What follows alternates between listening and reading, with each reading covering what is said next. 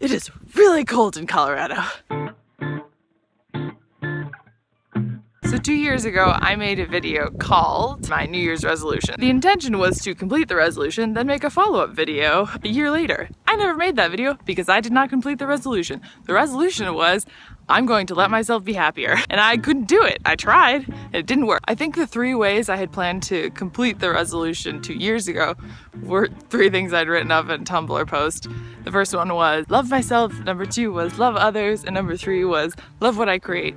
And those are great goals, but that did not work for me because that was not the problem of why I couldn't be happy. So I thought about it real hard this morning and I realized what the 3 things were that actually led to me being happy. I'm gonna share them with you in case they help you, because why the hell not? Also, I couldn't sleep this morning, so I thought I might as well go make a video in the snow. As a caveat, these are not for people who are just starting to try and be happy, probably. At the time I made that video, I had been trying for a little less than a year to really solve my depression, but these are 3 things that could have helped me. So number 1, swallow your pride and get a happiness coach. It's like in sports. Why do you have a coach in sports? Because on your own, you don't know what you are capable of unless you have someone reassuring you when it gets really hard, saying you are on the right track, keep going, you are getting stronger even though you are in a lot of pain. That is what a therapist does. I've had 2 great therapists over the last year and 4 months, and they rocked my world. So that's why I've become like the therapy fangirl. Number 2, allow yourself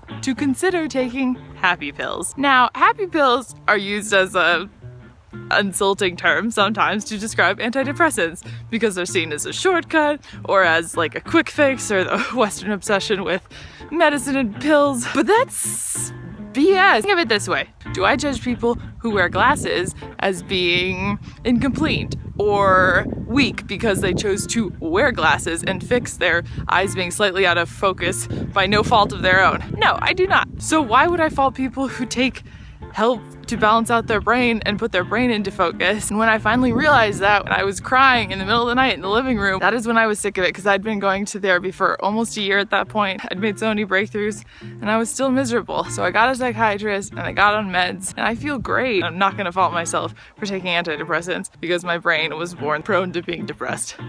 Which, by the way, a lot of creative people are.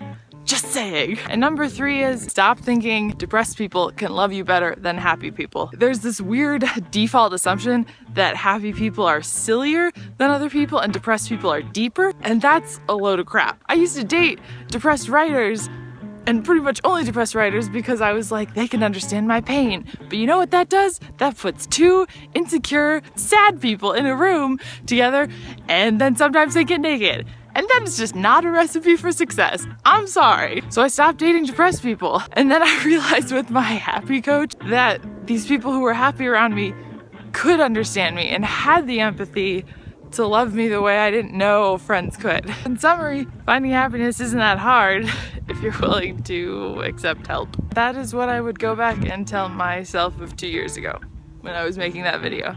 Right over there. Those are my shortcut tips, and if they help you, that's great. And if you don't like them, that's fine too. And yeah. Alrighty, I'm gonna stop filming because my arm is really sore. Love you, bye. Happy 2016.